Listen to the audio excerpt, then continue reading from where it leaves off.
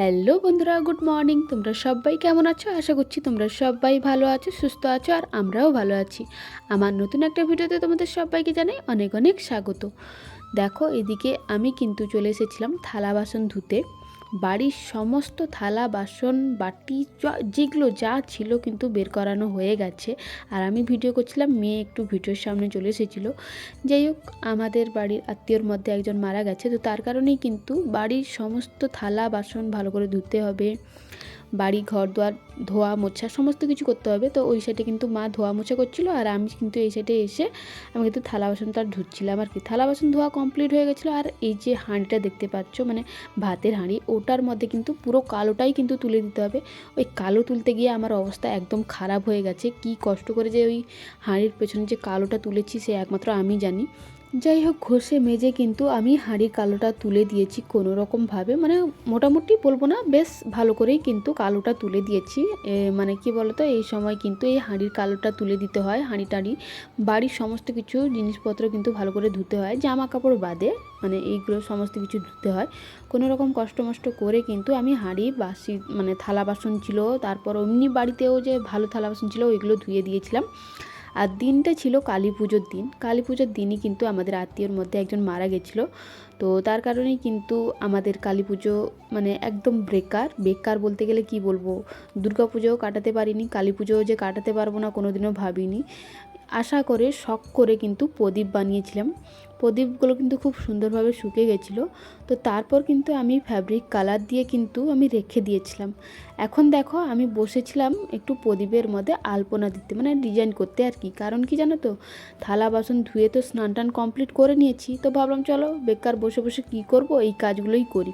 এই কাজ করব বলে কিন্তু এই যে বসে বসে আমি মানে প্রদীপের মধ্যে একটু আলপনা দিচ্ছিলাম, মানে ডিজাইন তুলছিলাম। আর এই সাইডে দেখো, দিশা সোনা কিন্তু স্প্রাইট খাচ্ছিলো, আর আমি ভিডিও করছিলাম বলে ও কিন্তু ভিডিওর মধ্যে এসে একটু স্প্রাইট বোতল নাচানো বলো, ওই মানে পাগলামি করছিল আর কি যাকে বলে।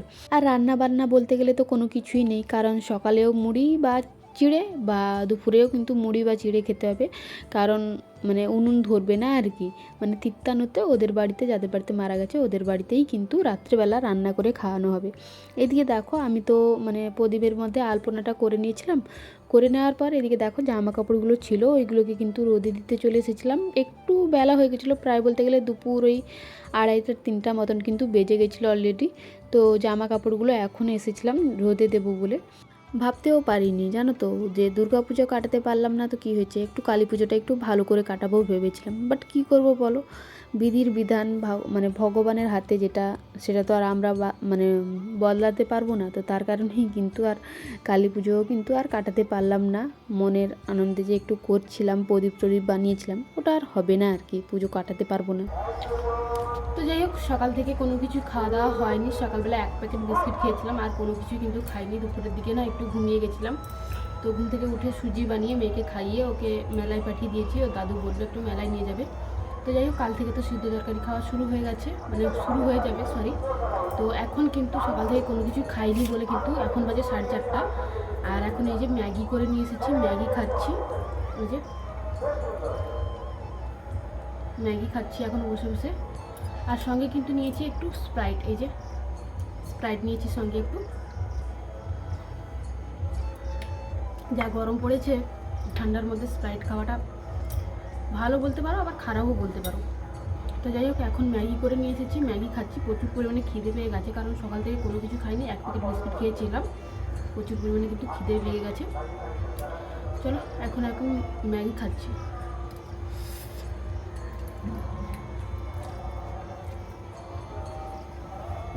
তো রাত্রেবেলা দেখো চলে এসেছিলাম এখন একটু বাজি ফাটাতে। বাজি বলতে কি, সেরকম কোনো কিছু না, মানে ক্যারান্নি বম না কি বলে আমি ঠিক জানি না, যেরকম যেটা জানি ওইটাই তোমাদের সঙ্গে বলছি। ওইটা একটু মানে জ্বালাচ্ছিলাম, মেয়ে ছিল বলে কিন্তু তোমাদের দাদাভাই কিন্তু বলছিল যে কী হয়েছে, তুমি না হলে এমনি প্রদীপ টদীপ না জ্বালাবে, পুজো টুজো না করবে, এগুলো তো ফাটাতে পারো। তো তারপর কিন্তু মানে তোমাদের দাদাভাই বলেছিল, তারপর কিন্তু আমি দাদুকে জিজ্ঞাসা করলাম, দিদাকে জিজ্ঞাসা করলাম, সবাইকে জিজ্ঞাসা করার পরই কিন্তু আমি এই মানে টুকিটাকি বাজি কিনেছিলাম।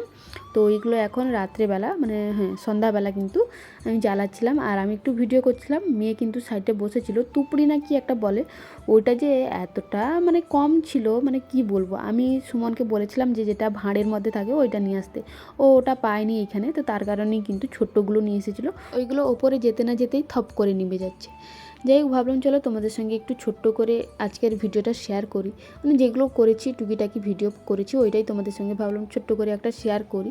কারণ 10 দিন ধরে তো তোমাদের সঙ্গে ভিডিও শেয়ার করতে পারবো না, পারিও নি, জানোই তো। আজকে ভিডিওটা এডিটিং করে তোমাদের সঙ্গে শেয়ার করছি।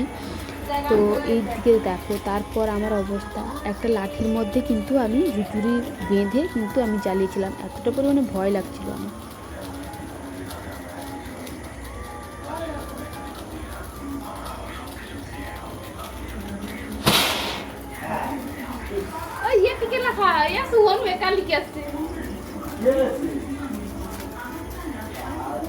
কালী পুজোর পরের দিন না আমাদের গ্রামের একটা অনুষ্ঠান হয়েছিল। ওই অনুষ্ঠান দেখতে গিয়ে না দেখলাম শাশুড়ি বৌমার ঝগড়া। ভাবলাম তোমাদের সঙ্গে একটু শেয়ার করি, ছোট্ট করে একটা ক্লিপ শেয়ার করলাম। চলো তোমরা নিজেরাই শোনো শাশুড়ি বৌমার ঝগড়া।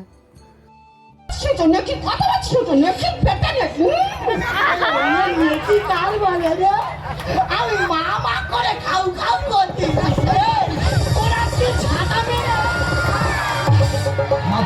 ছাড়ি মেরে ঝেঁটিয়ে বিদায় কর। স্বামী তোর নিজের মানুষ, শাশুড়ি মা পর।